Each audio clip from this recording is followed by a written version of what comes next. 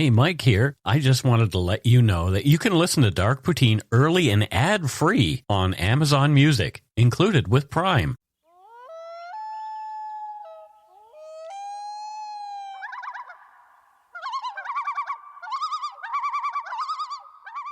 Hi, everybody.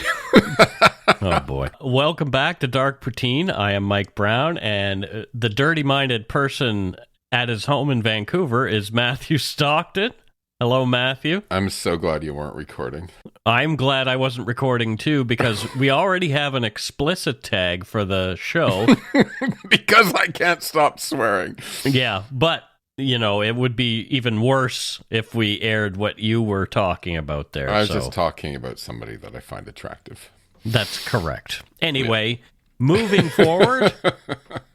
The views, information, and opinions expressed during the Dark Poutine podcast are solely those of the producer and do not necessarily represent those of Curious Cast, its affiliate, Global News, nor their parent company, Chorus Entertainment. Dark Poutine is not for the faint of heart or squeamish. Listener discretion is strongly advised. We're not experts on the topics we present, nor are we journalists.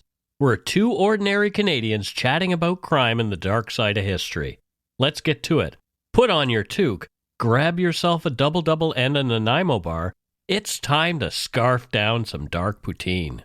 You are responsible for obtaining and maintaining at your own cost all equipment needed to listen to Dark Poutine. Dark Poutine can be addictive. Side effects may include, but not be limited to, pausing and questioning the system, elevated heart rate, pondering humanity, odd looks from colleagues as you laugh out loud at work, family members not into true crime worrying about you. Positive side effects may include some perspectives and opinions that you disagree with, as well as some wokeness and empathy. If you don't think Dark Poutine is for you, consult your doctor immediately.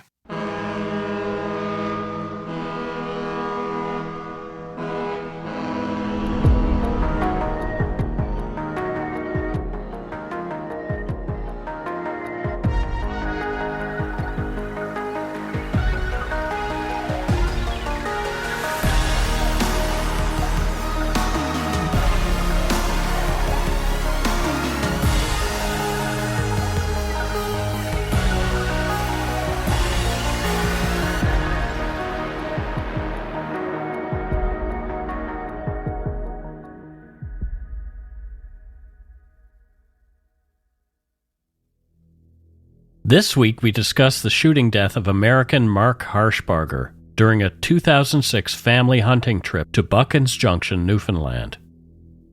The Meshoppen, Pennsylvania man was shot by his wife, Mary Beth, who claims she thought he was a black bear. In 2010, Mary Beth was extradited to Newfoundland, where she stood trial for criminal negligence causing death. Friends and some of Mark's family members believe she should have been charged with first-degree murder. After 2 weeks of hearings in September of that same year, the presiding judge found her not guilty. The shooting death of Mark Harshbarger has been a source of controversy since it occurred. Some people believe that Mary Beth Harshbarger was guilty of first-degree murder motivated by greed, while others believe the shooting of her husband was a tragic accident. It's important to note that there is no consensus on what happened the night of the shooting, and legally, the case is closed. The accounts of what happened and the subsequent investigation make it a compelling story to have another look at, especially as many interesting details, including a possible motive, were not admissible at Mary Beth's trial due to the nature of her charges.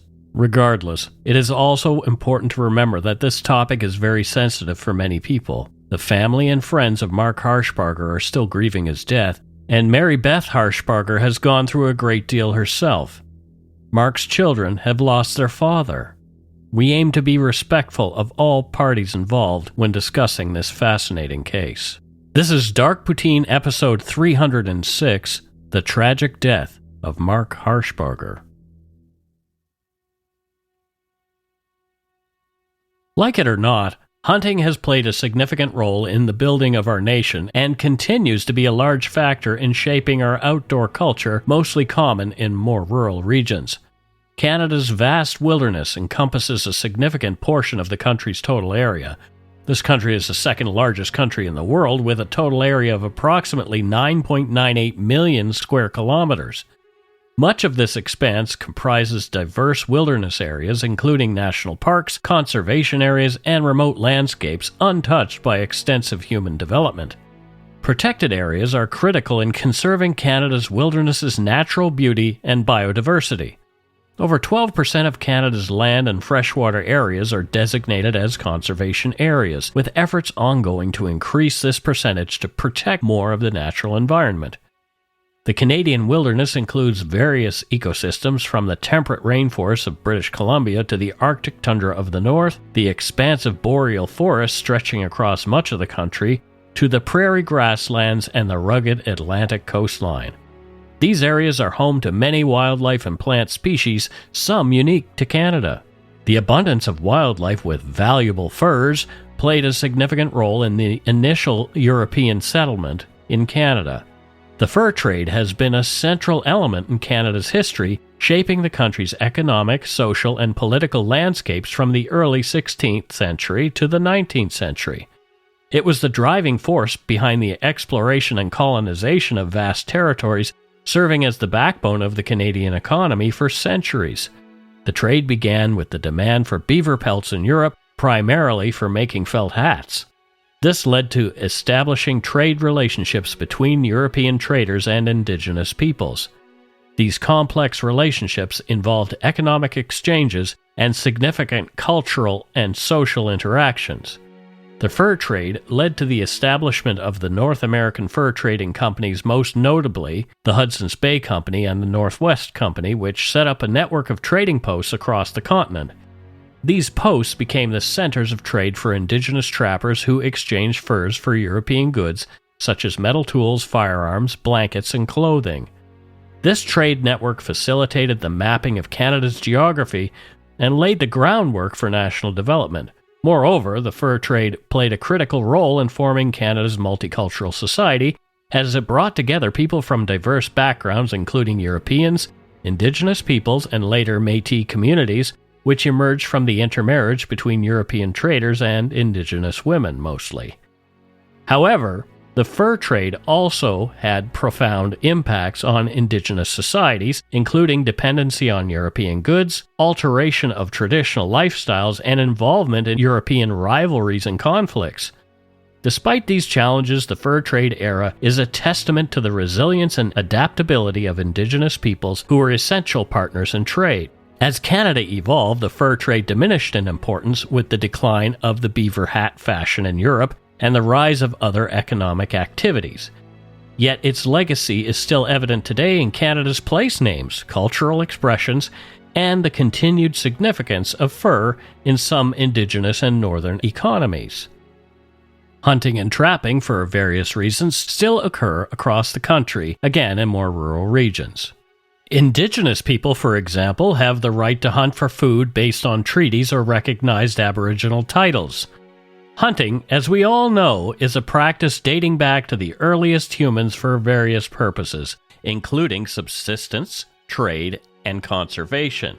It employs diverse techniques and tools across different climates worldwide. While subsistence hunting is crucial for some communities' survival, modern regulations may restrict hunting practices for others.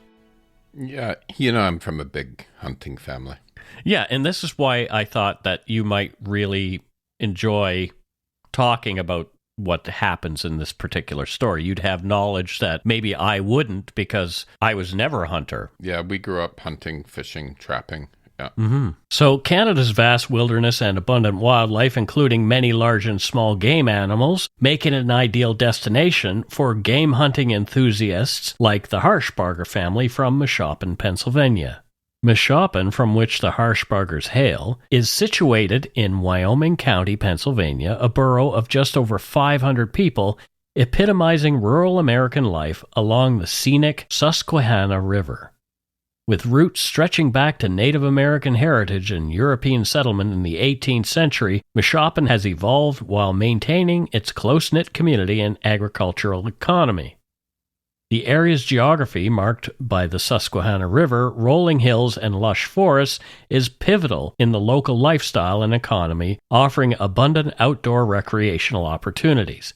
Residents and visitors enjoy fishing, boating, hiking, hunting, and wildlife observation, making Meshoppen a haven for those seeking tranquility and a connection to nature. This small borough, with its rich history, community events, and natural beauty, stands as testament to the enduring charm of rural Pennsylvania. Born on the 11th of October 1963 in Lewiston, Pennsylvania, Mark Harshbarger was the son of Leonard Lee Harshbarger from Sweet Valley, Pennsylvania, and Beulah Anna Yutzi Harshbarger, who passed away in 1995. Mark graduated from Lake Lehman High School in 1981, and he was an active participant on the wrestling team, contributing to the team's victory in the 1981 AA Pennsylvania State Team Championship. Following graduation, Mark served in the U.S. Air Force as a military police officer from 1981 to 84, primarily stationed within the country. For 17 years, up until his death, he worked as a project manager at PDG Environmental in Drums, Pennsylvania. Mark was actively involved in the Franklin Masonic Lodge 263 in Laceyville and was a member of the NRA. He also contributed his expertise as a wildlife nuisance control agent for the Pennsylvania Game Commission. In his leisure time, he cherished hunting and fishing with his family and devoted time to building a new house and maintaining the 230-acre family farm that his wife Mary Beth had inherited on Briar Ridge. Mark's family told a CBC documentary crew that although he was a big strapping guy, he was also a, quote, cupcake. Mark came from a hunting family, and Mark's dad, Lee, and two of his other sons work for the Pennsylvania State Game Commission. Mark's sisters shoot, fish, and hunt as well. CBC's True Crime Canada reported that Mary Beth Kittner was a bit of a wild child growing up. She was outgoing, outspoken, and known for racing and beating the local guys in her black and gold Trans Am in races on the town streets. Mary Beth was pretty unpopular with the guys, dating many young men until she finally settled down with Mark Harshbarger. Mark wanted a partner he could hunt and fish with, and Mary Beth fit that bill nicely. She was 35 and Mark was 36 when they met in 2000. Mary Beth was an accomplished, dead-eyed competitive sharpshooter like legendary Annie Oakley. She consistently achieved 3-inch grouping with 10 consecutive rounds from 1,000 yards, and that's no small feat. She seemed fearless compared to a lot of the other girls. She wasn't exactly a tomboy, always, however, maintaining a sense of femininity, even while participating in what some considered more male pursuits. She was just as competitive as many of Mark's male friends, and the couple bonded over their mutual interests. Mark had been in a long-term relationship but broke up with that woman soon after he met Mary Beth, and they'd been inseparable ever since. Mary Beth's friend Amy told CBC that Mary Beth was tough and not exactly warm and fuzzy. In the same documentary, Mary Beth's cousin, Mark Abishady, said that Mary Beth was opinionated, unafraid to speak her mind, and far from diplomatic when she did so. Another friend to the couple, Bill Ive, said that Mary Beth was prone to mood swings. One minute she was sweet as pie, and the next, if something upset her, she was ready to fight, yelling and screaming. Yeah, I think whenever there's stories like this, I always find that if you have a strong-willed woman, often it's portrayed as, the hysterical woman sort of thing in the media. If it was a guy, would they say the same things, right? Or family or friends, whatever, right? And so I think we just have to be, obviously, you know this as well, just careful of how we paint her as a woman. This is why I'm using quotes about what people said about her instead of just making an opinion myself. Yeah, and I think there's nothing wrong with being honest and a strong person and saying what you feel. But I do love that saying, though, Mike, when you shoot an arrow of truth, dip its point in honey. Yes. Right? Yeah. I think it goes a little bit further. You can be honest with people. There's a difference between being honest with people and sharing opinions and being overly pointed at the same time. Right. Well, Mary Beth went a little beyond honesty, and so there were many stories about Mary Beth's instability and willingness to resort to violence. So according to Chris Wilkins' Outdoor Canada article on the case, Mary Beth had exhibited extreme behaviors in her past, such as driving a vehicle into an ex-lover's house at high speed, strangling a teenage girl who had spoken to her boyfriend, and shooting a man in the leg over a perceived betrayal. Ooh, ouch. That's some pretty serious stuff. So I don't know what she used to shoot that person in the leg. You know what? I was sitting here thinking, well, I shot my brother with a BB gun. Right? Exactly. Yeah, it's pretty serious stuff, though, isn't it? I mean, yeah. That's not a good pattern of behavior. No, so to me, it says this is somebody who may have some problems, and we'll get into that. Regardless of Mary Beth's volatility, she and Mark Harshbarger were married on June 23, 2001. Despite managing her bipolar disorder with medication for years, her condition worsened in 2005 when pregnancy necessitated stopping her medication, leading her to being committed to a psychiatric hospital in Carbondale, Pennsylvania. Her unpredictable nature extended to her relationship with Mark, as observed by Mark's brother Dean Harshbarger, who noted instances of physical abuse. Dean said he'd seen Mary Beth slapping Mark in the face repeatedly. Mark simply held her back and did not respond in kind. Described as a dominant, intimidating figure, Mary Beth's control over people often manifested as bullying, according to some. Mark rarely spoke of the troubles in his marriage, a situation brother Dean attributes to Mark's pride. After the initial troubles with Mary Beth's bipolar issues, by the fall of 2006, Mark and Mary Beth had settled into the routine of family life. They took their children, 4-year-old Myra Lee and 8-month-old Elijah, on their hunting and fishing excursions, wanting to include them early on. In 2006, the Harshbarger family chose Buckens Junction, Newfoundland as a dream destination to go do some game hunting. Mark had been to Newfoundland before with his dad and loved it. Mark's dad, Lee, later fondly recalled the father-son trip to the CBC. Quote, "It's a beautiful country. He and I both loved it there. Nice little streams and real remote areas." End quote. Mark and Mary Beth had been there before, too. Mark was determined to return with his kids to show them a place they'd so enjoyed in their younger days. The family packed up their camper and drove the 3 days to Newfoundland, taking the ferry across to the island to arrive at their destination. Buckens is a notable town with a rich history rooted in mining and distinctive environmental setting. Located in the central part of the province, Buckens has a legacy tied closely to the exploitation of its vast mineral resources. The history of Buckens begins in the early 20th century with the discovery of base metal ores. The town's development is attributed mainly to the mining operations established by the American Smelting and Refining Company, ASARCO, in the 1920s. The discovery of valuable minerals such as zinc, lead, copper, gold, and silver led to Buckens becoming a thriving mining community. The mining operations were significant for the town and for the broader economic development of Newfoundland and Labrador, contributing significantly to the province's mining sector. The mine in Buckens was one of the most productive in Canada, creating numerous jobs and fostering a strong sense of community among the residents. However, like many resource-dependent towns, Buckens faced challenges as mineral reserves were depleted. The mine eventually closed in the late 1980s, leading to economic and demographic shifts in the town. Despite the closure, the mining legacy is still evident in Buckens, with its history preserved through community efforts, including museums and historical sites. Since 1927, and continuing beyond the closure of the Buckens Railway in 1977, the community has been referred to as Buckens Junction. You know what saddens me is the lack of rail service in this country.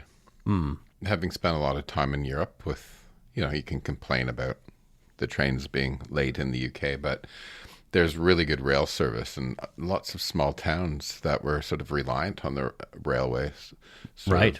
often die a little bit when the stations close. We used to have a railway that traveled all across Lunenburg County when I was growing up, and that's when it began to shut down. There was no more passenger rail that I recall. Right. Although there were still ads on the radio for a store in Mahone Bay. So the radio in Bridgewater played an ad for a store called Bill's Store in Mahone Bay, and it used to say, "All aboard for Bill's Store." And so everybody would pile onto a train, I guess, to go to Bill's store in Mahone Bay. But alas, there are no more railways throughout Nova Scotia. A lot of them have been turned into nature trails, and my dad likes to ride his bike on them. I mean, that's nice, but, I don't know. I imagine how cool it would be if we had a high-speed rail from, like, Vancouver to Calgary, then up to Edmonton, at least. That'd be so good. But the problem in Canada is there'd be low ridership, and the amount of maintenance that would have to happen over this vast terrain would be, True. But that's why I think you can do sections, right? You can do sections, right? And low ridership happens when you don't have good service. It's a self-fulfilling prophecy. People love their cars, though, Matthew. Yeah, but if you could jump on a train that comes every 15 minutes, right? Well, that's what I noticed about being in the UK, that it's a very train-focused culture there. I mean, yeah, there are still cars, there are lots of cars, but it's super easy to just get on a train and go anywhere. Justin and I always jumped on a train to go down to see his mom, right? Yeah. Next station, Barking. I say that because I can hear Steve snoring. Anyway, in the broader region around Buckens, hunters can expect to find moose, black bear, and caribou among Newfoundland and Labrador's most sought-after big game. The province is particularly noted for having one of the highest moose densities in North America, making moose hunting a significant draw. Woodland caribou, indigenous to the island of Newfoundland, provide unique hunting opportunities, though specific regulations apply to ensure their conservation. Black bear hunting is also popular, with the province offering spring and fall hunting seasons in certain areas. Like the rest of Canada, in Newfoundland and Labrador, individuals aiming to apply for hunting licenses and hunt with firearms must complete the Canadian Firearms Safety Course, CFSC, and the Hunter Education, HE course, starting from age 12 with parental consent for minors. The CFSC educates on firearm safety, storage, handling, and transportation, which are essential for obtaining a Possession and Acquisition License, PAL. At the same time, the HE course delves into wildlife conservation, hunting laws, ethics, and survival skills, both necessary for provincial hunting licensure. Bow hunting education, though not mandatory, is recommended and requires completion of a recognized safety education course. Additionally, online hunter education is now available, allowing learners to complete coursework at their pace with registration for the CFSC facilitated through institutions like the College of the North Atlantic. Of course, Mark and Mary Beth Harshbarger did not need any training, nor did Mark's older brother Barry, who was traveling with them. All were experienced hunters and were comfortable and more than competent in handling firearms. They did employ a local guide, however, a man named Lambert Green, who was affiliated with the nearby Moosehead Lodge, where the family stayed during their visit. The Harshbargers had obtained licenses for hunting moose, caribou, and bear. The family spent a few days hunting in the area and were pleased to see several bears, and Mark even bagged one. Barry Harshbarger told CBC's Bob McEwen that he was over the moon having seen bears in the wild like that. Back home in Pennsylvania, he'd never seen one during bear season. Earlier that week, the Harshbargers had also successfully hunted a caribou, leaving them seeking moose and bear on the day Mark Harshbarger met his demise, as allowed by the remaining licenses. On the 14th of September, in the late afternoon of their final planned day of hunting, the Harshbargers, accompanied by their guide, Lambert Green, and their children, set off in Mr. Green's pickup truck for a hunting expedition. Mary Beth desperately wanted to bag a bear of her own. Mark Harshbarger was scouting for wildlife from the truck's bed, while Mr. Green drove the vehicle with Mary Beth and the children in the cab. After dropping off Barry Harshbarger at a bear stand, they explored several gravel roads in the woods in search of a moose and bear. Desperately wanted to bag a bear of her own. Yep. That sentence sticks out to me. Me too. Mm-hmm. Because, I can remember one of my dad's friends once talking about not letting the excitement of the hunt let you get your guard down on safety, right? Mm-hmm. And because when you're overly excited and I gotta get it, and you shoot before you really confirm what you're shooting at, right? Mm-hmm. Yeah. Yeah, that really stood out. Yeah. At one point, Lambert Green and Mark Harshbarger headed off to scout for animals, taking a different path back to the truck than the one they'd left by. After rejoining Mary Beth and the children in the truck, they moved to another location to continue their hunt. They'd planned for Mark and Lambert to enter the woods and flush animals out toward the truck, where Mary Beth had positioned herself in the truck bed, armed with a high-powered rifle, a 30-06 Weatherby Mark V Deluxe, equipped with a Leopold VX7 scope. This was a tactic that Mark and Mary Beth had previously employed while hunting back at home in the United States. In search of game in the waning light, Mark Harshbarger and Lambert Green navigated through a cutover area along a skidder trail characterized by its challenging terrain with uneven water ruts, a mix of old and new vegetation, and obstacles like fallen trees and rocks. It was hard going. They ascended an incline into a grove of trees, reaching a vantage point overlooking a cutover and a bog. Beyond this cutover area, within the trees, they were no longer visible from the truck. They spent approximately half an hour hunting in this secluded spot. As sunset approached, they decided to head back, planning to hunt along the road as they went, to retrieve Barry Harshbarger and then return to the lodge, keeping within the legal hunting time, which extends half an hour past sunset. On their return along the same path, Mr. Green paused to pee. They were still out of sight from his truck. Mark Harshbarger moved ahead toward the vehicle. Shortly after, Lambert Green heard a gunshot, followed by what he described as a scream. It was 7:55 p.m. More after a quick break. If you're looking for a smoking gun, I can absolutely guarantee you will not find it.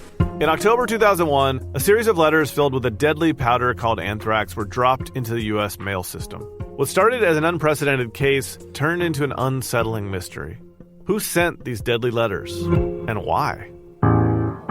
From Campside Media and Sony Music Entertainment, I'm Josh Dean, and this is Cover Up Season 4, The Anthrax Threat, available now.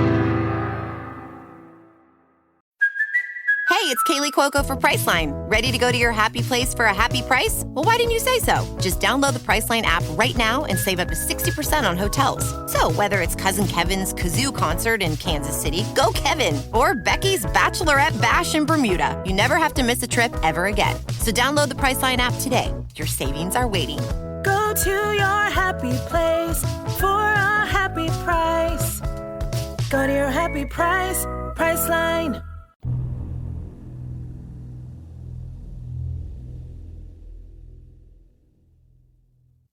And we are back. Matthew, thoughts so far? From my personal experience, there's a strong culture of safety within the hunting community, at least, the people that I knew. Me too. Yeah, and we were taught at a very early age how to check if a gun's loaded, how to handle it, how to store it, and how to ensure that there weren't other hunters in your party sort of in the area when you're hunting, right? Yeah. And in fact, I'd trust a hunter with a gun more than anyone else. Mm-hmm. I'd probably trust hunters with the gun even more than the police, right? Yeah. Because they're hunting for animals. They probably use their firearm more than a police officer would have to. Yeah, and hunting accidents are actually quite rare, but they do happen. So, the latest stats that were like 2015 to 2019, and in that time frame, around 11 Canadian hunters died each year from accidents. Each year. But what's interesting is the number one cause of hunting injuries isn't even gun related. It's falling from trees or the tree stands. Oh boy. Yeah. So more people are hurt or killed falling from trees and tree stands than from guns. No. So, but sometimes bad things happen. Like in 2013, in the first week of hunting season in Ontario, 6 hunters were shot. 6. In the first week, wow. In the first week, right? So, as a hunter, you have a responsibility to be safe, but at the same time, you're going into a situation where there's risk. You're in a risky situation, anywhere I'd suggest where they're flying bullets, right? Yeah. And sometimes the absolute worst thing can happen, and it's really sad, but it's facts, isn't it? Yeah, you make it sound like hunting season is just you go out in the woods and there's flying bullets everywhere, but it's not like that, really. It's not like that, but No. there are flying bullets, right? Yep. Yeah. That's why farmers paint the word cow on the side of their cows so they don't get shot. So they paint cow in big fluorescent... Is that true? It has happened. So, on hearing the shot and then the scream, Lambert Green hurried back along the path toward the truck. Mr. Green discovered Mark Harshbarger face down and lifeless. Upon checking for any signs of life and finding none, he noticed Mary Beth Harshbarger near the vehicle. He later mentioned that visibility was clear enough to see his truck with the sun setting behind the trees from which he emerged. Lambert yelled to Mary Beth, who he could see standing near the truck around 62 meters away. He asked her if she'd fired her rifle. Mary Beth said she'd shot a bear. Mary Beth asked whether she'd killed it, and that's when Lambert Green told her that she'd shot Mark. Upon returning to the truck, Lambert noted that Mary Beth was visibly distressed and in a state of hysteria. Their daughter had also emerged from the truck seeking comfort from her mother, who she saw was upset. According to Outdoor Canada, Mary Beth screamed, "Oh God," and repeatedly said, "I've killed my love." From the moment immediately following the shooting, Mary Beth consistently maintained she had targeted a bear despite the tragic outcome of mistakenly shooting her husband. She informed Lambert and others that she'd intended to shoot a bear. After they returned to the hunting lodge, she recounted to Stephen Mulrooney, the lodge's cook, that she had confirmed her target through her scope twice, believing she saw a bear at the forest's edge. Mulrooney said later that she emphasized she had not noticed the blue of her husband's pants, only the black color she associated with a bear. Mark had not been wearing a hunter's orange vest that day. According to the 2022-23 Hunting and Trapping Guide on the Government of Newfoundland's website, whether or not you're wearing a hunter orange vest is required depends on the type of hunting that you're doing. For deer, moose, and bear gun hunting seasons, all hunters must wear a minimum of 2,580 square centimeters or 400 square inches of solid hunter orange clothing above the waist that is visible from all sides and head cover. I had a vest and a hat. Some exceptions to the mandatory hunter orange requirement are bear hunters hunting from an elevated stand, and this is what the Harshbargers were doing, bow hunters during bow-only seasons, and waterfowl hunters. It's important to note that even though hunter orange is not mandatory for these exceptions, it is still strongly recommended for safety reasons, and Mark Harshbarger's death starkly highlights this. Yeah, and this isn't victim blaming at all. It's a shame that he didn't have it. Maybe it wouldn't have happened, but it was not his fault, right? But yeah. Anyone listening who hunts, just always wear it, right? Mm-hmm. Always wear the orange. I know people who live in rural areas, farmers who have given people permission to hunt on their land who wear them if they're just going for a walk, just to be safe. That's if I was in the woods in Nova Scotia during hunting season. I mentioned I had a vest and a hat. Mm-hmm. I was never a hunter. Yeah. I wore a vest and a hat during hunting season to go out and to play in the woods because there is a possibility somebody is going to mistake me. Yeah. Well, I was a small guy, so maybe not for a bear, but maybe they would have mistaken me for a lynx or something else, something more exciting. I'd be mistaken for a bear. You are a bear, Matthew. Anyway, but yeah. My natural habitat is Davie Street. It is wise to wear hunter orange vest and or hat when walking in the woods during hunting season in areas known to be hunted. When I first moved to Vancouver, and I had this misconception that I'd be in the mountains hiking all the time and getting healthy. Yeah. And then I realized that it's really expensive here, so I just work all the time. I bought like a bright orange jacket because I'm like, if I ever get into trouble, I'll be able to at least find my body from a distance. Yeah. And it's safe. Yeah. Makes you safe. Right? But nobody's hunting around the Vancouver hiking trails. I think being in a bright color in nature is always a little bit safer. Yeah. Yeah. especially if you get lost or if you get hurt, right? Yep. Mark Harshbarger had died almost right away when a large caliber bullet tore through his sternum, blasted through his heart, and exited through his opposite shoulder. According to Dr. Denick, the pathologist who conducted an autopsy on Mark, the trajectory of the wound indicated that Mark seemed to have been leaning over when he was shot. During interrogation, Mary Beth Harshbarger explained to a police investigator how she initially spotted what she believed to be a bear with her naked eye before confirming her sighting through the scope of her rifle. She stated that she observed the target, which appeared black, low to the ground, and bear-like in shape, for 2 to 3 minutes through her scope before deciding to shoot, thinking it was a bear based on its appearance and movement. Mary Beth was adamant she did not see her husband, Mark Harshbarger, either with the naked eye or through the scope prior to firing the shot that led to his death. She insisted that her perception was of a bear, initially with her naked eye and then magnified through her light-gathering scope. The officer questioned the clarity of her sighting, especially considering the conditions and the fact that what she shot was not a bear but her husband. Although distraught, knowing she had shot Mark, Mary Beth remained steadfast in her claim that she thought she was shooting at a bear, again describing the target as distinctly bear-like even when observed directly and through her scope. The scream that Lambert Green had heard, Mary Beth later told police, was her husband Mark. She claimed they'd never had any marital problems and they had the perfect marriage and life together. She had lived for Mark and looked forward to him returning home from work every day. Given the circumstances, the time of day, Mark's not wearing a safety vest, and Mary Beth's interviews, at that point, 36 hours after Mark's death, the RCMP were satisfied that this was a tragic accident. Mary Beth was allowed to leave. Barry Harshbarger was the one who called home to tell family that Mark was dead. According to CBC's Bob McCune, things seemed off when Mary Beth refused help from family members offering to come to Newfoundland. She insisted that the kids and Barry would drive the camper home themselves. Mark's family was shocked that, rather than mourning her loss, Mary Beth insisted Barry Harshbarger help her to process the meat from their hunting kills, a bear and a caribou. She wasn't talking much and seemed cold in her actions. For example, the day after she arrived home, she just went to Mark's work and picked up his personal belongings. And so some family members found that odd. One thing I've learned, though, is you can't judge how people handle loss. Mm-hmm. And you can be upset and practical at the same time.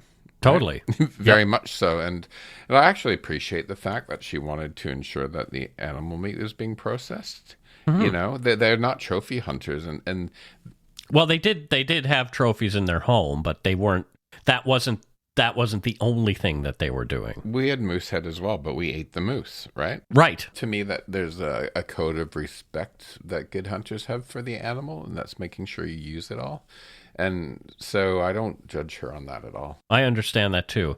And I don't even come from a hunting family. Yeah. And Mark did. Mm-hmm. So there must have been something else that was bothering his family. I mean, you know, well, they'd be obviously upset, right? And there were other things that we're about to get into. Mary Beth had Mark cremated.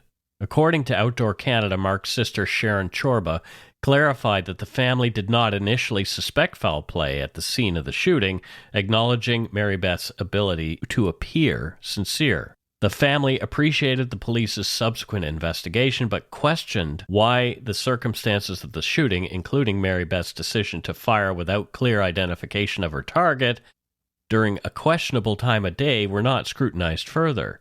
Furthermore, other things came to light after Mark's death. Only weeks before their trip to Newfoundland, Mary Beth had upped Mark's life insurance policy payout significantly from $100,000 to $550,000. According to Outdoor Canada, Mark had told his brother Dean and a friend, Chris Osman, about the policy change and said Mary Beth was planning to kill him. The way Chris Osman told the story in the CBC documentary, he said that he asked Mark if he was kidding, and Mark looked directly into his eyes and said, "I think Mary Beth is going to kill me." So whether he was playing around and joking, we'll never know.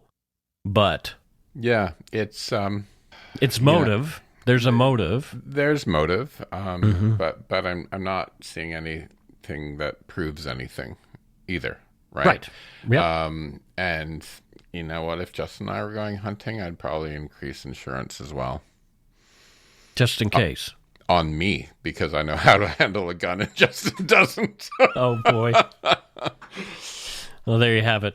But, these are probably the things that people were looking at that made them go, You have to look at all of these things when a death occurs. Yep. When a death occurs and there's a firearm involved, yeah, for sure. Some folks thought Barry Harshbarger was also acting weird after Mark died.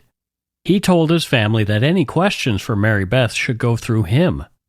Although he initially denied that he and Mary Beth had become intimately involved, after he left his family and filed for divorce, he took up with Mary Beth and cut himself off from the rest of the family. During his divorce proceedings, Barry admitted that he and Mary Beth were having a sexual relationship, but only, he said, after Mark's death. Mark's dad, Lee, wanted the RCMP to have another look, and began feeding them more information about what he'd learned and Mary Beth's behavior before and after Mark's death. It was 2 years after Mark died that the RCMP went to Meshoppen and learned more about what had been going on between Mark and Mary Beth and her dark history. In 2008, after a legal battle with the two life insurance companies that held Mark Harshbarger's insurance policies, State Farm and Aetna, U.S. District Judge Thomas I. Vanaski ruled that Mary Beth was to be paid out for the policies. There was a stipulation that stated Mary Beth had to return the insurance money if she, quote, were convicted of the decedent's homicide, end quote. Crown prosecutors felt they didn't have enough evidence and couldn't charge Mary Beth with murder, so they charged her with criminal negligence causing death and careless use of a firearm. Mary Beth decided to fight her charges and fought extradition as well. On March 29, 2010, her appeal against extradition was denied by the Third Circuit Court of Appeals, affirming the extradition order from April 2008. The same judge who had ordered the insurance payout directed Mary Beth to surrender to the U.S. Marshals by May 14th to await extradition to Canada. Mary Beth was later allowed to post $200,000 bail, but did not avail herself of that option. Instead, she chose to stay in jail. As she was not charged with murder, what RCMP had discovered about Mary Beth's past was not admissible at trial. Mary Beth Harshbarger, after arriving in Newfoundland on May 17th to face her charge and the possibility of a minimum 4-year prison sentence. Mary Beth was tried without a jury in the Supreme Court of Newfoundland and Labrador at Grand Falls, Windsor, presided over by Justice Richard LeBlanc. An emotional response was elicited from both Mary Beth and the Harshbarger family during the trial when a video showing Mark Harshbarger's deceased body graphically displayed a bullet hole in his denim overalls. Do you know, Mike, if they offered the family members to leave the court before it was shown? I don't know. I don't know what the policy is around that, but it would... Because that would be hard, and I'd hope that the judge would say, for anyone, family members in the what do you call it, the audience, in the courtroom, give them the opportunity to leave. But it's somebody's died, and in court, you have to know the facts. You have to go through all the ugly, don't you? Yeah. If I'm a family member. And that has happened to one of my loved ones, I think I'm going to stay. I think I'm going to stay, and I'm gonna see, because personally, I'm already traumatized by my loved one's death, and I would have to steel myself for what I'm about to see, but I would want to see it. I mean, we're separated from death. I remember when I first moved to Moscow in the early 90s, if somebody was killed, they'd show the body on the news. Yep. They do that in a lot of places, and they don't do that here in North America. Yeah. The trial explored the timing and lighting conditions at the moment Mary Beth shot Mark, crucial due to her claim of mistaking him for a bear. Despite efforts, the precise time and lighting at the shooting remained uncertain. Video evidence was presented, but there were doubts about its accuracy in reflecting actual conditions.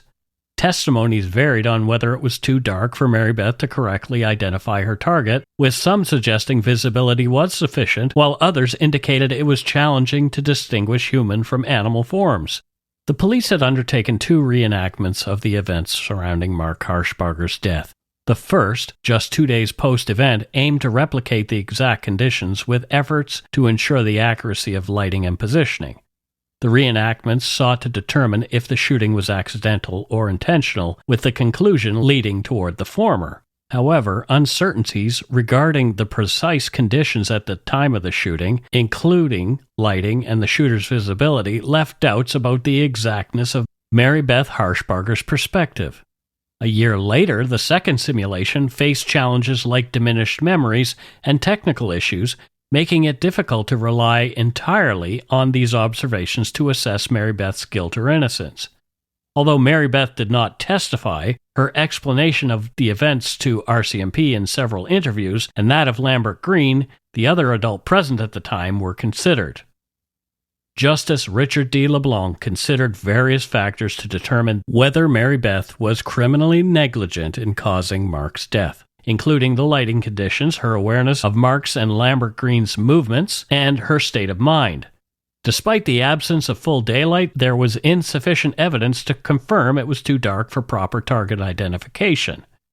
Factors like Lambert Green's proximity to Mark Harshbarger, Mary Beth's potential unawareness of her exact hunting path, and her subsequent actions and observations were crucial. The judge also noted Mary Beth's experience as a hunter and her reasonable belief a bear was present, ultimately leading to the tragic misidentification of her husband as a bear. In his conclusion, Justice LeBlanc wrote, quote, "In his final submissions to me on the determination of his client's guilt or innocence, defense counsel referred to a coined phrase used by another judge with regard to the circumstances in this case. I agree that it is appropriate here to conclude that Mr. Harshbarger's death resulted from a, quote, constellation of unfortunate facts, which reasonably caused Mrs. Harshbarger to believe that she was shooting at a bear. I am totally satisfied, based on my full and careful assessment of what has been put before me, that the death of Mr. Harshbarger was the result of an accident and nothing more. No criminal responsibility can be attached to Mrs. Harshbarger's conduct in the shooting of her husband. The brutal consequence of the death of a husband, father, son, brother, or family member cannot and has not been without consideration here. However, the human condition is such that people cannot always act perfectly, and even when people act reasonably, accidents, unfortunately, will occur. Here, the circumstances surrounding the death of Mr. Harshbarger cannot justify a finding of criminality after a full, careful, and independent assessment of them. As a result, the charge of criminal negligence against Mrs. Harshbarger is dismissed." So his judgment was it was a tragic accident. Yep. Mm-hmm. Yeah, and I'm, sometimes people want people jailed for accidents as well. Mm-hmm. But I don't know how much good that does.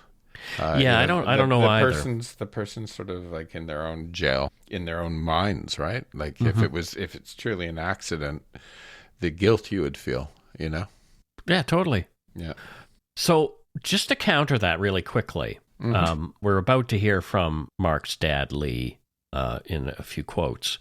But just to counter that really quickly, CBC did a not super scientific reenactment themselves using a scope and using that exact same kind of scope, which was a light gathering scope at the same similar time of day, albeit in Ontario. The light quality might have been the same, but it was a light gathering scope, and you could plainly see everything. You could make out trees and their trunks and what they were, the type of tree even, with that particular kind of scope at the same distance. So, I don't know. TV show.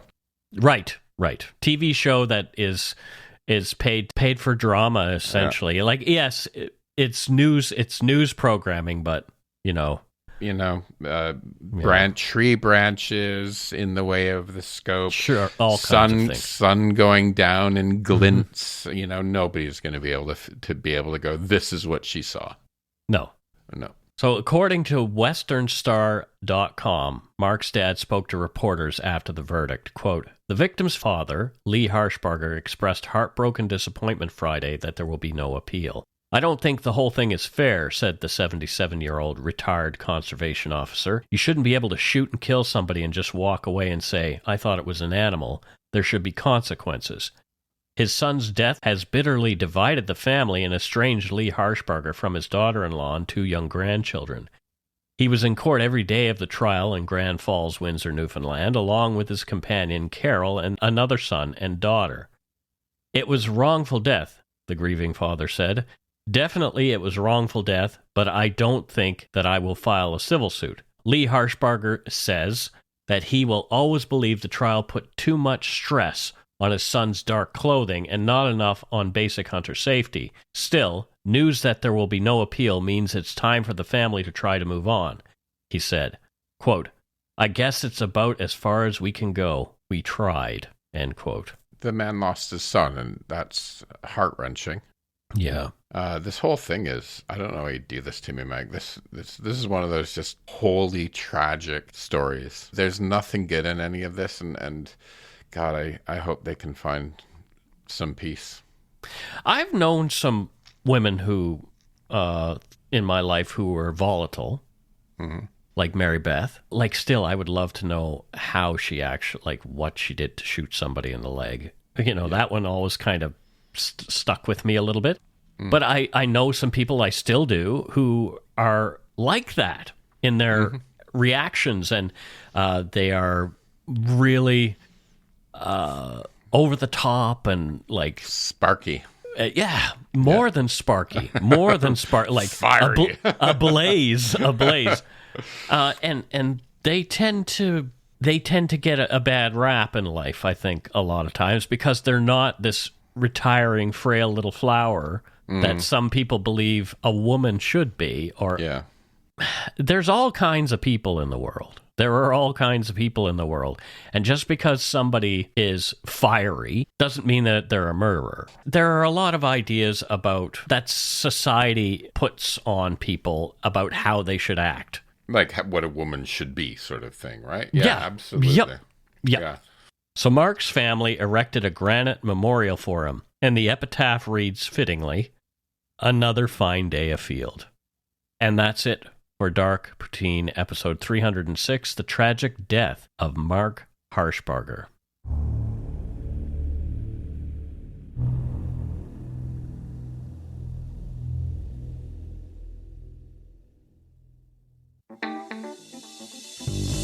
That's right. It's time for voicemails. You can leave us a message at 1-877-327-5786 or 1-877-DARK-PTN. We'd love to hear from you. Let's see who called us this week. So, I think you're going to be shocked when you hear who called us, Matthew. Uh-oh. Great Big Pete. Oh. Big Pete here. I'm calling today to mark the news of Byron Carr's murderer being arrested, which is good news for the Charlottetown police force, but more importantly, it gives peace to Byron's family as well as the gay community on the island. Let me preface the following by letting you know that although I'm not gay, I do identify with and respect the LGBTQ community. I moved to Charlottetown from Ontario in June of 1997, where I took mathematics in summer school at Charlottetown Rural High School, despite the fact that I was registered to attend school at Colonel Gray High School in the fall. It was a bit of a culture shock moving to Charlottetown from the big city, but I ended up instantly falling in love with it. I worked as a busker and went to a cafe on Victoria Row called Cafe DM that my friend's mom ran. But this beautiful island, full of wonderful people, did have its dark side. Let me tell you about one of those. One day in summer school, our teacher asked us what we got up to over the weekend. When I told him I hung out at Cafe DM, he proclaimed, "That's where the other side hangs out," in his thick island accent. And in my ignorance of his ignorance, I replied, "Oh, you mean Colonel Gray students?" And he flippantly replied, "No, that's where the fags hang out." This comment upset me deeply, but I kept my cool, and I politely asked him, "So what if I was gay?" The class snickered, and the lesson moved on without addressing the issue further. much like the rest of society didn't address the issue of Byron's murder. Skipping to the present day, it was really nice to hear the Charlottetown police admit that it was less than hospitable to gays or members of the LGBTQ community back in the day. More importantly, that they worked to keep the investigation open years after the murders took place. Now, I can only hope that the LGBTQ community feels a bit of peace and can truly rest abiguate on their island cradled in the waves. As always, thank you guys for your coverage of these dark topics, and give my love to Steve. So that's a voicemail. Thanks, Great Big Pete. I'm going to make Great Big Pete an honorary gay. Make him an honorary gay? Yeah. All right, let's listen to another. Oh, dear, third time's a charm. I've tried to do this 3 times now. My phone keeps acting up. Anyways, I'll try to keep it short and sweet. Just wanted to call in and say another great episode. You guys are by far above and beyond the best true crime podcast out there. You deserve an award, multiple. The compassion and realism and the stark truth, and honesty that you guys give from your own personal perspectives and stuff is really good. Mike, I appreciate your honesty and your struggles with sobriety and substance abuse and your mental health issues. Hit a little close to home for me there, and I can relate with you a little bit there. Thankfully, I have a really supportive husband who helped me get through my time, and we got the help I needed, and he's an awesome guy, and my daughter, and yeah, I have a really good support system. But hearing your struggles was really helpful, and yeah, you guys, you really keep it real. And Matthew, I really appreciate your perspective as a member of the LGBTQ community. Your viewpoints and sharing the things you've been through, but even historical viewpoints on how your community was treated in the past and the things that were done. Man, we come a long way in 2024, but we still got a long ways to go. And yeah, I really appreciate your viewpoints and even with the mental health and the things that you guys say. You guys are great. And man, hearing some of the stupid theories the cops used to come up with back in the day, instead of just saying, hey, maybe this guy was gay, and he was mistreated because of that, and then, yeah, ridiculous, but here we are. I'm glad to hear about the update on that teacher. I'd heard about that case before. I haven't listened to that episode, the older ones. I mostly listen, I gotta get caught up, but I've mostly listened to your guys' newer stuff with Matthew and Mike both on there. But anyways, I'm rambling. That's what I do. I'm a South Shore. I'm sure Mike knows all about that, how we like to yarn. But anyways, great episode. Appreciate everything you guys do. Gosh, everything you guys do. Sorry, I'm tired. Anyways, have a good day and go craft in your juke. Oh my God, I love her. I love her. I knew she was from the South Shore the minute she started talking. I love her. Thank you so much. Yeah. Yeah. Thank you. That is awesome. And yeah, I mean, that's why I wanted to do this. I didn't want to do another true crime history show where, people go, there's enough of those. There's plenty of those kind of, oh my gosh, I'm so shocked shows. I want the best looking co-host award. We have won awards. We won Canadian Podcasting Awards, 2 of them, really? For documentary and true crime. Yep. Before me. Pre-Matthew. Oh, I'm letting the team down, Mike. No, well, yeah, you are. Well, not really. No, you're not. Anyway, let's move on. That's it for this week's voicemails. Again, you can leave us one at 1-877-327-5786 or 1-877-DARK-PTN. We'd love to hear from you, even if it is just to say hi and to tell us to go shit in our hats. If you're stumped for what to chat with us about, a quick story is welcome. Yeah, so we do have a Donut Money donor this week. Ooh. And her name is Nicole Madden. Nicole Madden is our Donut Money donor. I don't know where Nicole is from, Matthew. Where is she from? She's from Madison County. So her name is Madden, and she's from Madison County. Madison County where? In America. There's a lot of Madison County. The one where all the bridges are. Oh, Madison County Bridge. The bridges of Madison County. Okay, all right. Yeah. So what does Nicole Madden do in Madison County? She's a milliner. Oh, so she helps build the bridges. No, a milliner. Oh, she's hats. Hats. What? And her store is called the Mad Hatter. Hats. The Mad Hatter. Yeah. So the Mad Hatter, Nicole Madden, the Mad Hatter from Madison County. See what I did there? I see what you did there. And I did it all in real time. You did it all in real time. And it's not Papua New Guinea. For fuck's sakes, get a globe. I had one. I had one right there. You can look at it. No, well, it's Papua New Guinea. I'm going to do a month of Papua New Guinea. Oh, jeez. We heard enough of that. Anyway. Thanks to all our patrons and Donut Money donors, past and present, for your generosity. It helps to keep the show going. You can become a patron of Dark Poutine at patreon.com/darkpoutine. For a one-time donation, you can send us donut money via PayPal using our email address, darkpoutine@gmail.com. If you don't already subscribe to the show, it would mean a lot if you did. You can easily find Dark Poutine on Apple Podcasts, Spotify, or wherever you listen to your favorite shows. If you haven't gotten yours yet, my book, Murder, Madness, and Mayhem, is available to order via a link on the Dark Poutine website. And speaking of darkpoutine.com, please check it out for show notes and other cool stuff.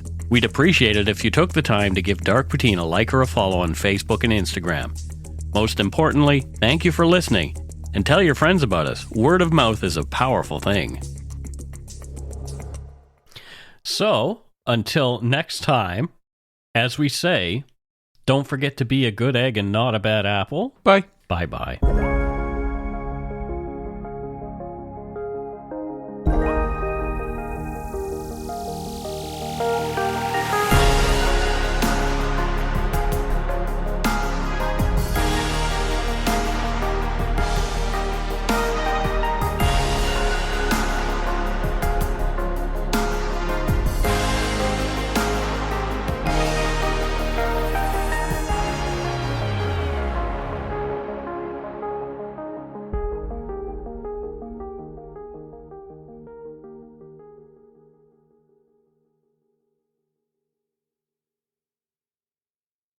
Hi, it's Shauna, and I might be a bad parent because my kids think French fries are vegetables. Hey, it's Ryan, and I might be a bad parent because I went out for wings when my wife was in the hospital after giving birth. Johnny here. I might be a bad parent because in my house, the tooth fairy gives pocket change. But we're not alone. Len emailed us and said his 6-year-old daughter's Tarzan moment going from love seat to lazy boy by curtains made him more proud than any dance recital. And Andy left his 2-year-old at the rink. All right, guys, I'm sure we're not alone. Like Andy's kid. For stories and confessions like this, make sure you check out our podcast. It's called Bad Parents, and it's available wherever you get your podcasts. I left a glove at the rink.